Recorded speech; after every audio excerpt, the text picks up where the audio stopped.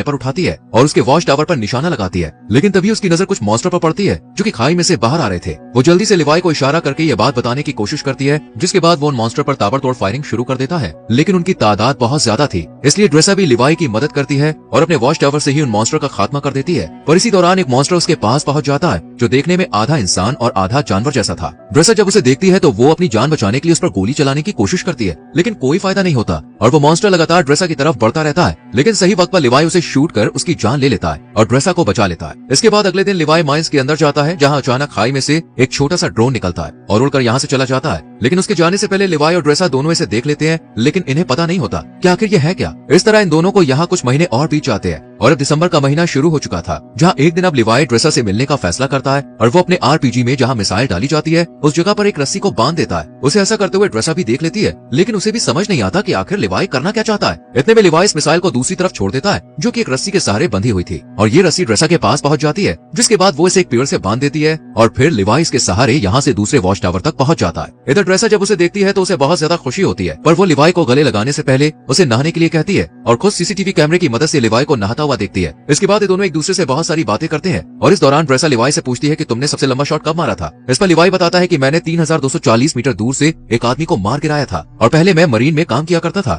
इसके बाद वो ड्रेसा से पूछता है कि आखिर इस जगह में ऐसा क्या है जो इसे इतना सीक्रेट रखा गया है। तब ड्रेसा उसे ज्यादा ना सोचने और अपने काम से काम रखने के लिए कहती है। साथ ही उसे अपने पिता के बारे में भी बताती है जो शायद अब तक मर चुके होंगे। इसके बाद वो म्यूजिक प्ले करती है और लिवाई से डांस करने के लिए कहती है, जिसके बाद दोनों साथ में डांस करते हैं और एक दूसरे के करीब आकर यही सारी हदें पार कर देते हैं। इसी दौरान लिवाई ड्रेसा को अपनी कविताओं के बारे में बताने लगता है और उसे कहता है कि मैंने तुम्हारे लिए भी एक पोएम लिखी है। इतना सुनते ही ड्रेसा उसे पोएम सुनाने के लिए कहती है, लेकिन लिवाई उसे ये कहकर मना कर देता है कि जब हम दोनों यहाँ से निकल जाएंगे तब मैं तुम्हें वो पोएम दे दूंगा। अब सुबह होते ही लिवाई यहाँ से जाने का फैसला करता है, लेकिन जैसे ही वो बीच रास्ते में पहुंचता है तो देखता है कि मॉन्स्टर उसके वॉच टावर पर चढ़ रहे हैं। पर टावर पर लगी माइन से जब वो टकराते हैं तो एक बहुत बड़ा धमाका होता है, जिसमें लिवाई की रस्सी जल जाती है और वो इस खाई में गिर जाता है। इधर ड्रेसा भी ये सब देख रही होती है, इसलिए वो लिवाई को बचाने के लिए जल्दी से एक पैराशूट लेती है और बिना कुछ सोचे समझे खाई में कूद जाती है। जिसके बाद हम ड्रेसा को एक नदी में बहते हुए देखते हैं जो कि इसी खाई के अंदर मौजूद थी। वो किसी तरह अपने आप को बचाकर किनारे तक ले आती है। वहीं हम लिवाई को एक पेड़ से लटका हुआ देखते हैं, जहाँ अचानक एक बड़ा सा केकड़ा आकर उस पर हमला कर देता है, जिस वजह से लिवाई पेड़ से नीचे गिर जाता है और यहाँ उसे पेड़ की जड़ें पूरी तरह से जकड़ लेती है। इससे पहले कि वो लिवाई को नुकसान पहुंचा पाती, यहाँ ड्रेसा आकर उसे बचा लेती है और ये दोनों इस जगह को देखने लगते हैं कि तभी यहाँ कुछ हॉलोमैन घोड़े पर सवार होकर आते हैं और इन पर हमला कर देते हैं। लेकिन लिवाई और ड्रेसा इनसे डरने के बजाय इनका डट कर मुकाबला करते हैं और दो हॉलोमैन को मार गिराते हैं, लेकिन एक वहाँ से भाग जाता है। इधर लिवाई ने जिस हॉलोमैन को मारा था वो अब उसे चेक करने के लिए उसके पास आता है तो देखता है कि इसने वर्दी पहनी हुई है।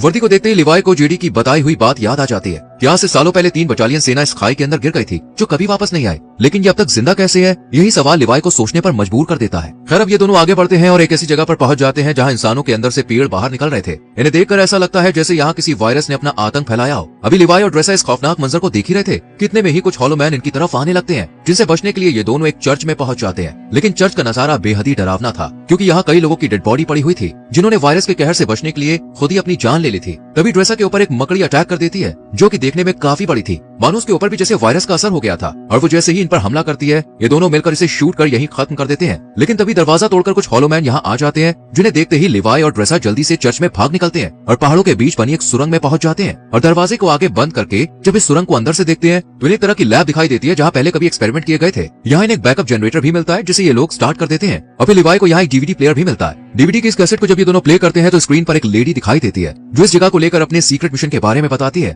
साथ ही वो आगे ये भी कहती है कि हम यहाँ एक केमिकल मिसाइल बना रहे थे जिसमें बहुत सारे लोग मिलकर काम कर रहे थे, लेकिन एक दिन जब इस जगह पर भूकंप आया तो भूकंप की वजह से जो मिसाइल हमने तैयार की थी वो लीक होनी शुरू हो गई और इस तरह ये केमिकल आसपास फैल गया, जिसकी वजह से कई लोग इन्फेक्टेड हो गए और मैं भी इन्फेक्टेड हूँ। हालांकि उन्होंने ये बात मिलिट्री को भी बताई थी और कहा था कि इस जगह के ऊपर बमबारी करके इसे डिस्ट्रॉय कर दिया जाए ताकि ये केमिकल बाहर कहीं ना फैल सके, लेकिन मिलिट्री ने इनकी बात पर गौर नहीं किया। इस लेडी की बातें सुनने के बाद अब लिवाई और ड्रेसा को सब कुछ समझ में आ जाता है, इसलिए ये सुरंग को और करीब से जानने की कोशिश करते हैं और तब इन्हें यहाँ एक नए जमाने का कंप्यूटर मिलता है जो कि काफी अजीब बात थी। इसलिए ये इस कंप्यूटर को ऑन करने का फैसला करते हैं और इसमें मौजूद इन्फॉर्मेशन को देखकर एकदम हैरान रह जाते हैं, क्योंकि इसमें एक डार्क लैब नाम की कंपनी के बारे में पता चलता है जो कि पैरामिलिट्री बनाने का काम करती है। वो यहाँ से इन्फेक्टेड लोगों के सैंपल ले जाती है और उनसे अपने सोल्जर को सुपर सोल्जर बनाने का काम करती है। इसलिए कोई भी देश देश इस जगह को पूरी तरह से मिटाना नहीं चाहता है। साथ ही लिवाई को यह भी पता चलता है कि ये जो खाई है ये 4.2 किलोमीटर लंबी है। इसके बाद ये दोनों जैसे ही यहाँ से बाहर निकलते हैं, अचानक एक हॉलो मैन इनके ऊपर हमला कर देता है और ड्रेसा को रस्सी से बांधकर खींचते हुए अपने साथ ले जाता है। हालांकि वो रस्सी को काटने की कोशिश करती है लेकिन कोई फायदा नहीं होता। इधर लिवाई भी उसे ढूंढने के लिए इधर उधर भटकता रहता है और एक ऐसी जगह पर पहुंचता है जहाँ एक बहुत बड़ी मिसाइल मौजूद थी। वही हम ड्रेसा को एक पेड़ से लटका हुआ देखते हैं और वो हॉलो मैन भी उसके सामने ही खड़ा होता है, जिससे ड्रेसा उसे खोलने के लिए कहती है। लेकिन वो जब उसकी बात नहीं सुनता तो वो खुद ही किसी तरह अपने हाथों को खोलकर उस पर अटैक कर देती है। काफी देर तक इन दोनों में लड़ाई जारी रहती है। इतने में ही यहाँ लिवाई भी आ जाता है और हॉलो मैन को शूट कर ड्रेसा को बचा लेता है। लेकिन जब वो वर्दी पर उसका नाम देखता है तब उसे पता चलता है कि वॉच टावर पर पहरेदारी देने वाला ये पहला इंसान था जो बाद में इन्फेक्टेड हो गया। इसलिए ये दोनों अब यहाँ से निकलने का फैसला करते हैं और यहाँ खड़ी एक कार के अंदर नई बैटरी डालकर उसे एक रस्सी से बांध देते हैं। जैसी कार ऊपर की तरफ जाने लगती है, अचानक यहाँ बहुत सारे हॉलो मैन आ जाते हैं और इन पर हमला कर देते हैं। पर ये दोनों अपनी स्नाइपर से इनमें से कई हॉलो मैन को मौत के घाट उतार देते हैं। लेकिन एक वक्त पर आकर जब इनकी गोलियां खत्म हो जाती हैं तो ये इनमें आग लगा देते हैं और एक पहाड़ी पर पहुंचकर इस कार को भी नीचे धकेल देते हैं और फिर ये किसी तरह ईस्टर्न टावर तक पहुंच जाते हैं। लेकिन इन्हें इस बात का डर होता है कि इनमें से कोई इन्फेक्टेड ना हो गया। इसलिए लिवाई अगले दिन रस्सी की मदद से अपने वॉच टावर पर पहुंच जाता है, जहां बार्थोस से कांटेक्ट कर पूछती है कि क्या तुम जॉर्ज के अंदर गए थे। इस पर लिवाई मना कर देता है। ये सुनकर बार्थोस से कहती है कि हो सकता है कि दूसरे टावर का कोई अफसर जॉर्ज में गया हो, क्योंकि किसी ने हमारे कंप्यूटर को स्टार्ट किया है, इसलिए अब तुम्हें उसे मारना होगा। हालांकि बार्थो ने पहले ही सीसीटीवी फुटेज में देख लिया था कि ये दोनों जॉर्ज में गए थे, लेकिन वो लिवाई के सामने इस बात का इजहार नहीं करती है, बल्कि खुद ही अगले दिन यहाँ आ जाती है। लेकिन इसके हेलीकॉप्टर को लिवाई और ड्रेसा दोनों देख लेते हैं और इन्हें पता चल जाता है कि ये इन्हें मारने के लिए यहाँ पे आई है, इसलिए ये जल्दी से जंगल की तरफ भाग जाते हैं। लिवाई को पता था कि 4.2 किलोमीटर को पार करने के बाद ये खाई आपस में मिल जाती है और फिर वो ड्रेसा से मिल सकता है, इसलिए ये वॉच टावर के एंटीना पर हमला करता है और यहाँ अलार्म बजना शुरू हो जाता है, यानी कि यहाँ अगले 2 मिनट में स्ट्रे डॉग मोड ऑन हो जाएगा और ये जगह अपने आप डिस्ट्रॉय हो जाएगी। अब बार्थो भी ये बात अच्छी तरह से जानती थी, इसलिए वो हेलीकॉप्टर लेकर यहाँ से भागने लगती है। इधर ड्रेसा और लिवाई भी भागने लगते हैं, जिसके बाद 2 मिनट पूरे होते ही जॉर्ज के अंदर जो मिसाइल रखी हुई थी वो ब्लास्ट हो जाती है और इस ब्लास्ट की वजह से सभी हॉलो मैन मारे जाते हैं। वही बार्थो का हेलीकॉप्टर भी इस धमाके की चपेट में आ जाता है, जिस वजह से वो भी मारी जाती है। इधर लिवाई भी पानी में गिर जाता है, लेकिन ड्रेसा इन सब में बच जाती है और एक जगह बैठकर उसका इंतजार करने लगती है। काफी दिन बीत जाते हैं लेकिन लिवाई का कोई अता पता नहीं चलता, इसलिए वो उसकी लिखी हुई पोयम खोलकर पढ़ती है और फिर अपनी नई जिंदगी की शुरुआत करती है और एक रेस्टोरेंट में काम करने लगती है। लेकिन तभी अचानक एक दिन वहाँ लिवाई आ जाता है, जिसे देखकर ड्रेसा बहुत खुश होती है और फिर ये दोनों एक दूसरे को किस करते हैं और इसी के साथ ये कहानी यहीं खत्म हो जाती है।